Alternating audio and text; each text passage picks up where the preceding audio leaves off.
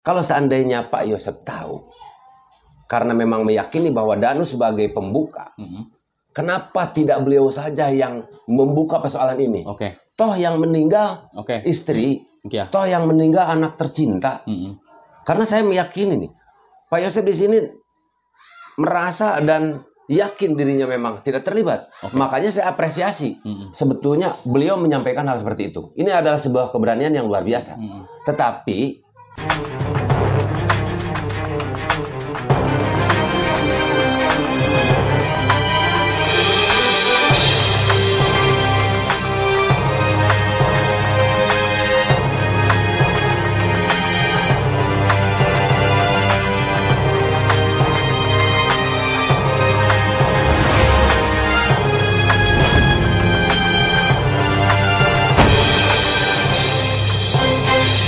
Oke teman-teman, selamat siang dimanapun Anda berada. Selamat datang kembali, terima kasih yang sudah selalu mengikuti pemberitaan kasus Subang. Betul. Pada hari ini, Alhamdulillah saya kedatangan tamu, YouTuber juga ke studio Subang Hijau teman-teman. Dan selalu mengikuti dan membahas kasus Subang. Oke baik teman-teman, tidak lama-lama kita akan membahas kasus Subang dari sisi manapun. Terima kasih. Silahkan, ini Kang Heri. Gimana kabarnya Kang Heri? Alhamdulillah, baik. Oke, silakan Kang Heri, apa yang mau kita bicarakan? Sebetulnya saya sengaja kesini ya. Yang pertama, karena saya rasa banyak sekali yang ingin digali. Terutama dari Bang Jack nih. Waduh. Karena Bang Jack itu dari awal sampai dengan sekarang itu tidak pernah absen. Untuk terus mewartakan terkait perkembangan kasus Subang. Nah, saya mendengar ya di berbagai macam media bahwa dalam hal ini salah satu saksi ya yang seolah mengatakan bahwa Danu di sini yang memang memiliki banyak tahu tentang membuka kasus ini. Nah, mungkin lebih jelasnya dalam hal ini karena ini juga ada di dalam salah satu konten Bang Jack loh. Ada. Ya. Sebenarnya begini Kang Heri. Di dalam kasus Subang ini yang kita simak dulu. Ada sebuah yang namanya kubu-kubuan ya. Ada kubu sekali. Danu, ada kubu Pak Yosep Hidayah. Dan di sini saling serang. Menurut Pak Yosep Hidayah ke Danu dulu, Danu adalah sebuah kunci pembuka kasus ini. Seperti itu. Menurut kubu Pak Yosep. Bahkan Pak Yosep sampai marah-marah juga dan menekan Danu untuk membuka kasus ini. Silakan Danu kuncinya, kan seperti itu ya. Nah, lalu dari pihak Danu memang tidak mengcounter masalah itu waktu ada masalah kubu-kubuan. Karena apa? Ya mungkin juga waktu itu Danu tidak terlalu ekstrim ya dalam kasus ini, dalam memberitakan kasus ini. Tapi para YouTuber lah yang membahas masalah ini, Kang Heri. Nah, kubu Pak Yosep dulu mengatakan, ayolah si Danu dijadikan tersangka. Bahkan pengacaranya pun waktu itu kuasa hukum Pak Yosep, Pak Roman Hidayat mengatakan seperti itu. Lalu pernah dikonter sama Bang Taupan masalah pengerusakan TKP. Seperti itu ya. Yang masuk TKP duluan itu sudah merusak dan sudah menerobos polis lain. Seperti itu Kang Heri. Kita cerita dulu ya, sedikit ya. Silakan Danu ini yang jadikan tersangka karena sudah merusak polis lain dan mengacak-acak TKP. Dalam hal ini, Bang Taupan mengkonter waktu itu. Yang harus dijadikan tersangka adalah orang yang pertama masuk siapa. Ya kan? Yang pertama mengetahui kejadian ini siapa di tanggal 18. Sedangkan Danu di tanggal 19. Masuk dengan seorang banpol ceritanya kan seperti itu ya. Nah, Kang Heri mungkin tahu kenapa Danu dari kubu Pak Yosep harus dijadikan tersangka. Kenapa masalahnya? Dengan apa yang saya simak dari apa yang disampaikan oleh Pak Rohman, menetapkan tersangkanya itu karena memang dia sudah memasuki TKP itu. Yang seingat saya, kalau misalkan ada yang menyuruh, ya silahkan siapa yang menyuruhnya kan kata Pak Rohman seperti itu. Begitu ya. Tetapi kan dalam hal ini, menurut cara pandang saya, kalau seorang Danu ditetapkan menjadi tersangka terkait pengerusakan TKP lah ya, karena memang sudah masuk TKP di sini. Ini menurut saya pihak kepolisian tidak menetapkan hal itu, ya kan? Walaupun memang itu sudah ada, bisa dikatakan dari PH-nya Pak Yosep menyampaikan seperti hal itu ya. Akan tetapi mungkin mens rea-nya ini tidak memenuhi unsur kepada seorang Danu. Mens rea itu terkait niat jahatnya itu loh. Niat jahat. Nah, Danu kan disuruh gitu loh. Disuruh oleh banpol. Oleh banpol. Itu tadi. Iya, itu iya. Bang Jack. Nah, tetapi dalam hal ini sebetulnya bukan itu yang ingin saya bahas, Bang Jack. Ya, silakan. Tetapi yang saya ingin bahas pada kesempatan kali ini nih, jauh-jauh saya dari Jalan Cagak ke Subang. Sebetulnya bukan inti dari permasalahan itu yang paling penting.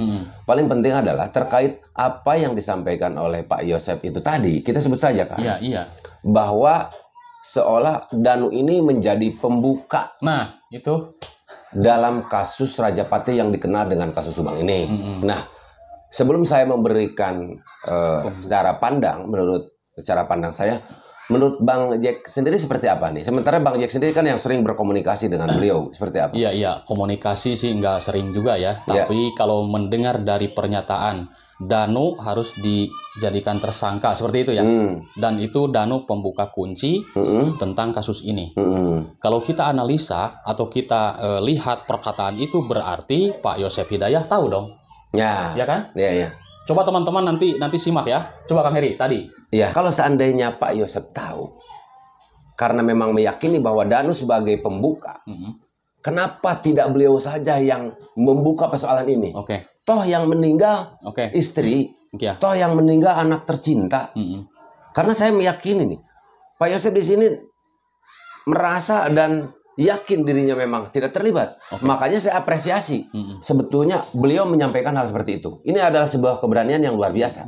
Tetapi Danu harus, ya ini pernah juga kan disampaikan ke Bang Jack. Mungkin karena Bang Jack juga membuat konten seperti itu. Betul. Intinya ditetap lebih mengarah kepada Danu. Nah, karena Danu itu adalah tahu segalanya. Pembuka kunci kasus ini. Dianggap bisa membuka kasus ini.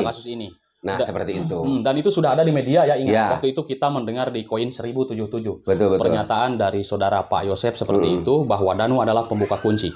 Nanti teman-teman bisa analisa. Kalau pernyataan seperti itu, berarti Pak Yosep Hidayah tahu. Terus kan? Begini Bang Jack nih.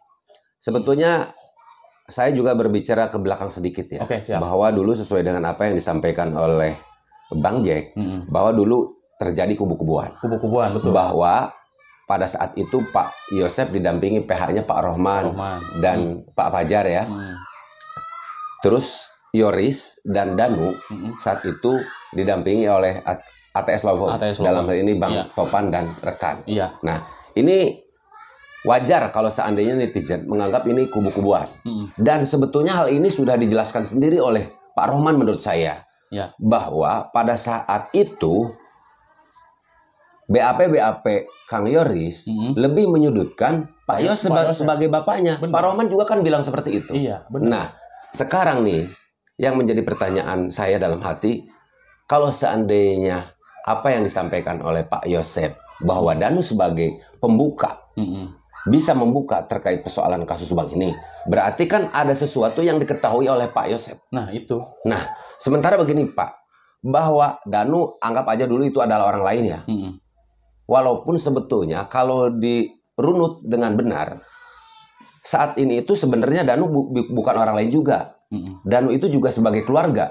Karena Danu itu juga, walaupun bisa dikatakan anak pungut, itu diurus oleh Waida. Ya kan? Dan Waida sangat sayang sama Danu. Betul nggak? Berarti bahwa Danu itu bisa dikatakan sebagai keluarga. Tetapi saya bilang tadi bahwa orang tua nih Pak Yosep dengan Yoris, walaupun sekarang sudah Pak Yosep masih menggunakan PH, Yoris dari Pak Rohman juga sudah mencabut kuasa lagi. Dengar-dengar sekarang ada punya PH yang baru ya dengan istrinya. Nah, tetapi bagaimanapun persoalan hubungan anak dengan bapak itu tidak dapat terpisahkan. Nah, jadi saya kepikiran apakah karena persoalan itu sehingga yang membuka itu mesti Danu gitu loh. Karena apa? Karena kalau Pak Yosep mengatakan yang membuka atau Danu bisa dijadikan sebagai kunci pembuka, berarti ada sesuatu yang ditahu dong oleh Pak Yosep terkait hal ini. Pasti. Gitu. Iya, kalau menurutku pasti. Iya. Terus saya ingin menanyakan kepada Bang Jack.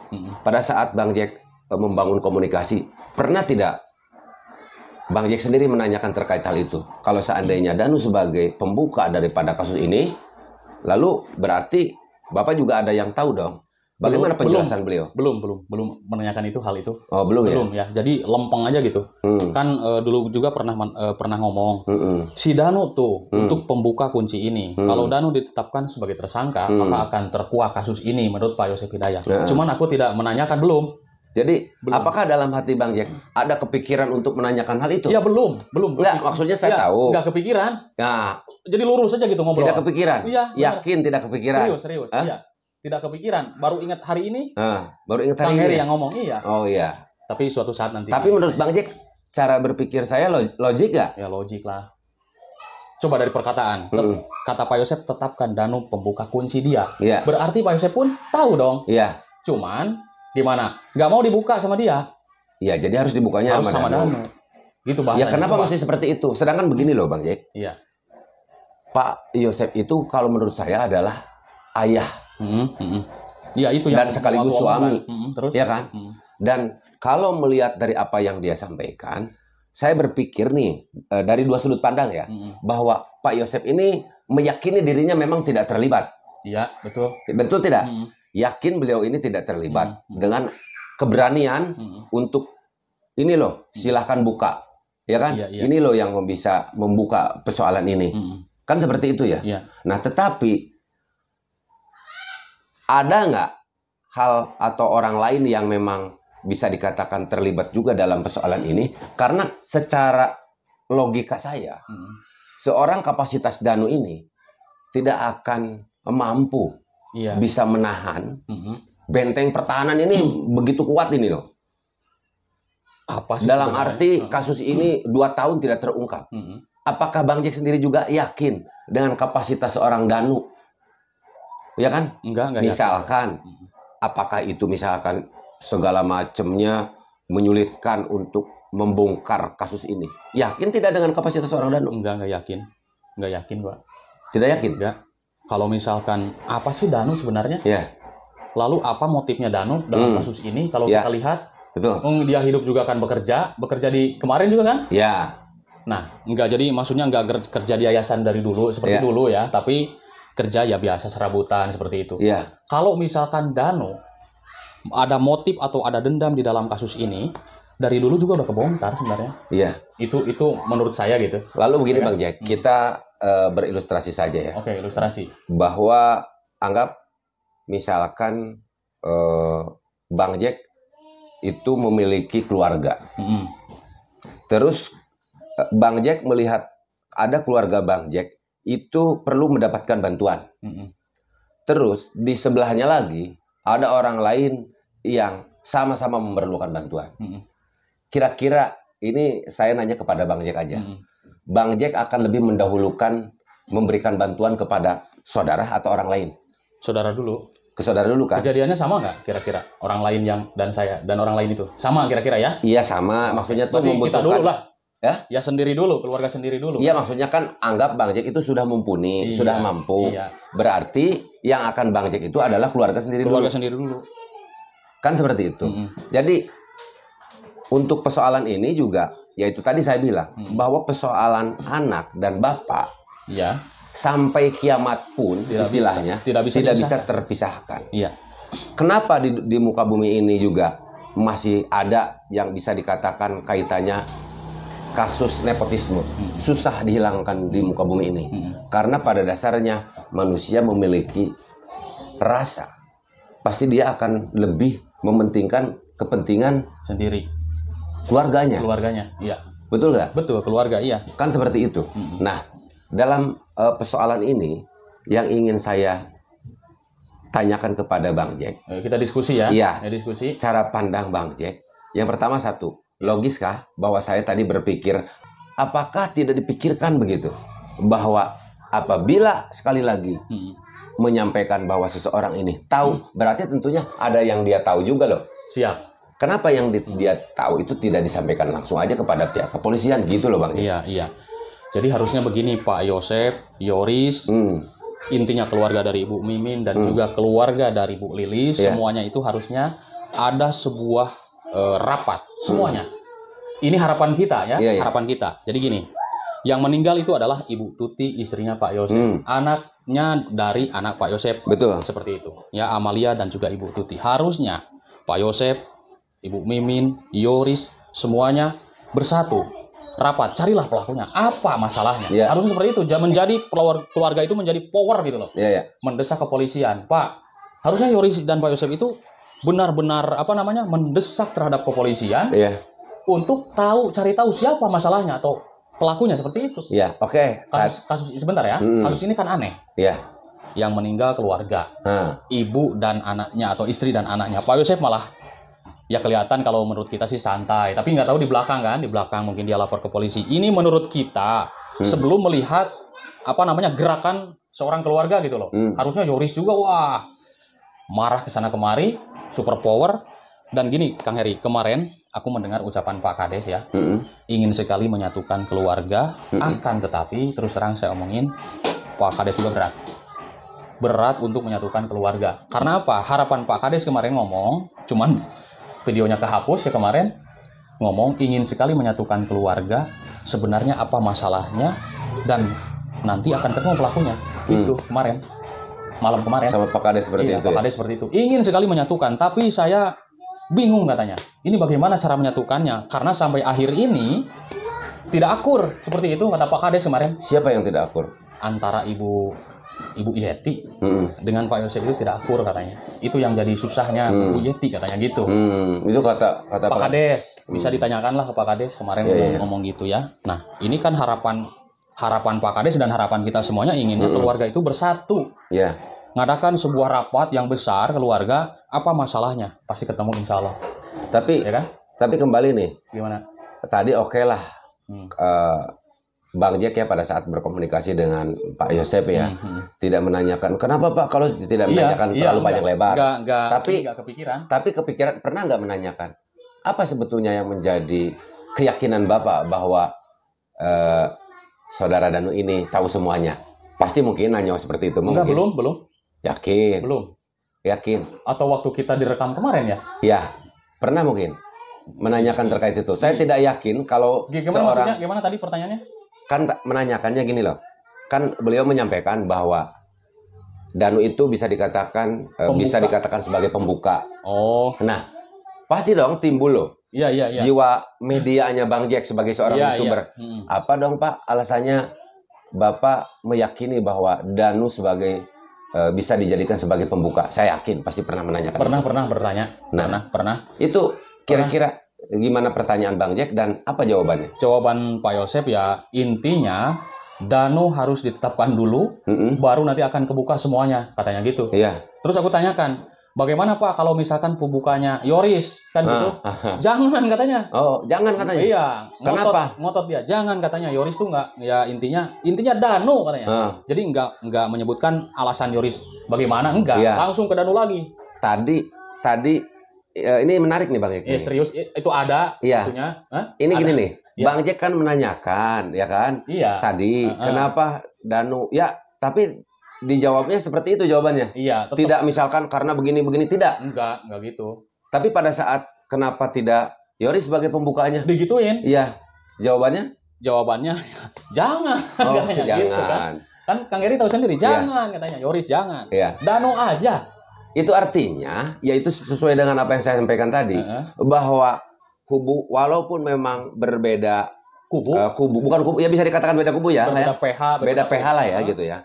Tetapi hubungan anak sama ayah itu tidak akan bisa renggang lah, tidak akan terpisahkan. Ya, betul. Itu artinya kalau udah seperti itu, objektivitas di sini tidak akan pernah ada, Bang. Jadi intinya gini loh, kalau kita sudah benci sama seseorang, maka yang dilihat dari orang itu adalah sisi kejelekannya. Betul. Tetapi sebaliknya, kalau kita sudah senang, walaupun ada kejelekannya, juga kejelekannya ditutupi. Hal positifnya ada yang Nah, menurut cara pandang Abang, apabila Abang tadi menyampaikan bagaimana kalau Yoris aja menjadi pembukanya, terus jawaban jangan. Nah, menurut Abang ini objektif tidak? Enggak. Hah? Enggak. Sekali lagi, objektif tidak? Enggak. Objektif, enggak. Ya kan? Ya. Enggak lah. Lalu harapan Abang sebetulnya jawaban beliau itu gimana? Harapannya seperti ini. Harusnya Yoris dan Danu itu bersatu. Yo, apa yang diketahui? Bukan, harusnya seperti itulah. Itu kan harapan ya. Harapan kita harusnya seperti itu. Satu lagi, kemarin Pak Kades pernah berkata ya, ingin sekali menyatukan keluarga, hilangkan dulu rasa curiga, saling mencurigai katanya. Hilangkan dulu itu, pokoknya hilangkan. Ingin bersatu, dan Pak Kades juga ingin sekali rapat katanya. Untuk membuka kasus ini, apa sih masalahnya di keluarga gitu. Itu. Karena menurut Pak Kades sekarang itu jauh ya. Jauh. Tidak kompak gitu. Tidak kompak. Malah saling tuding, saling tuduh. Ya contohnya Pak Yosef ke Danu. Itu kan keponakan. Dan dulu Danu Yoris juga dulu ke Pak Yosef. Gitu. Yoris dulu ke Pak Yosef. Begitu menggoreng kan, tahu Kang Heri. Terus katanya temperamental Pak Yosef begini begitu. Dan hal itu juga disampaikan oleh Pak Rohman loh di channel Koin ya.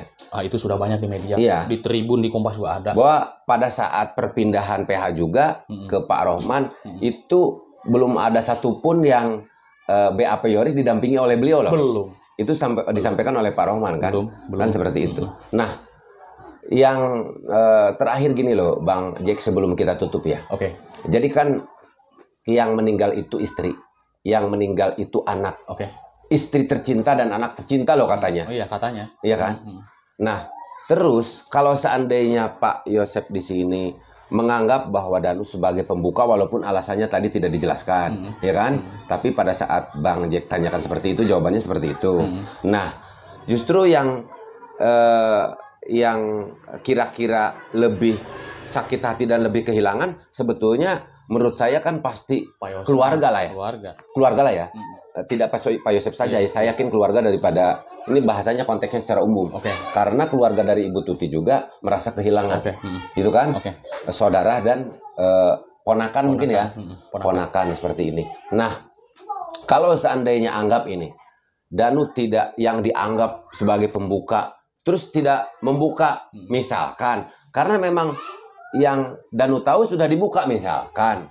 Lalu apakah Pak Yosef sendiri yang tadi diindikasi tahu juga dong kalau sudah menyangka Danu sebagai pembukanya, apakah akan diam aja menunggu Danu bicara atau bagaimana katanya? Gini, kemarin kan ngomongnya, ayo Danu tetapkan. Ya? Kalau misalkan Danu tidak tahu untuk membuka kasus ini, hanya yang segitu-gitu yang dia ketahui, oh enggak, Danu bisa katanya. Kan akhirnya dengar sendiri. Kan? Tetap aja enggak, itu Danu bisa membuka kasus ini. Justru itu gitu. Makanya saya ingin mendiskusikan dengan Bang Jack, karena memang Jack banyak tahu. Udah kita obrolkan aja di sini ya. Apa-apa. Jadi ini kan demi keadilan. Demi keadilan ini saya sudah sangat greget sekali Bang Jack. Almarhumah harus terbuka kasus ini. Karena saya yakin pihak keluarga juga semuanya nih, baik Pak Yosef, baik dari keluarga Ibu Tuti, baik misalkan Kang Yori, saya yakin lebih sayang sama nyawa daripada sama harta. Betul. Benar nggak? Betul. Jadi ini adalah sebagai bentuk kepedulian kita sebagai netizen. Saya yakin nih, netizen kita juga. Oh iya, jelas. Mereka istilahnya menonton berbagai banyak video terkait perkembangan kasus Subang. Ngapain kalau bukan mereka, itu bukan salah satu bentuk kepedulian? Antusias lah. Orang lain juga sebegitu simpatinya. Pemerhati kasus Subang. Keluarga malah berantem. Masa keluarga mau berantem? Malah gitu. Berantem. Atau misalkan ada yang tahu tidak dibuka. Gitu. Maaf nih, dalam hal ini saya mengatakan sedikit mengetahui karena kan atas dasar beliau menyampaikan bahwa Danu sebagai pembuka. Kalau sudah mengatakan berstatement bahwa Danu sebagai pembuka, itu artinya ada yang beliau tahu gitu loh Bang Jack. Betul, kan tadi sudah dibahas. Betul. Kalau ada ucapan seperti itu, betul lah. Ini pembicaraan hari ini, aduh saya juga sampai terbawa emosi. Tapi meskipun kita bahas ya agak pedas seperti ini, sudah ada di media. Ada dasarnya, kita nanti tampilkan kalau dari mana dasarnya, ada dasarnya. Betul sekali. Ada data-data kita kan? Ada data-data yang dipegang juga kita, yang tentunya tidak bisa diupdate ya. Intinya sebagai backup data. Intinya tidak sembarangan dalam bahasa Subang ini, ada data, ada dasarnya kan gitu. Dan saya yakin pihak dari penyidik Polda Jawa Barat juga sudah memiliki data terkait hal ini. Amin. Gitu loh. Siap. Kan? Betul. Oke Bang Jack, mungkin kayaknya sudah lama sekali nih. Tutup saja dulu sama Bang Jack lah. Lagi, silahkan. Oke, baik teman-teman, terima kasih dimanapun Anda berada. Setelah menyimak obrolan kami berdua, meskipun ngalor ngidul, tapi ini teman-teman terus terang tidak sembarangan asal ngobrol tentang masalah Subang ini. Ada dasar, ada catatan, dan juga sudah tertera di media massa. Seperti itu. Terima kasih teman-teman, salam sehat untuk semuanya dan ikuti terus channel Subang Hijau dan juga channel Heri Susanto untuk update lanjutan. Insya Allah nanti ada yang ditetapkan teman-teman. Ya. Amin. Terima kasih. Assalamualaikum warahmatullahi wabarakatuh. Waalaikumsalam warahmatullahi wabarakatuh.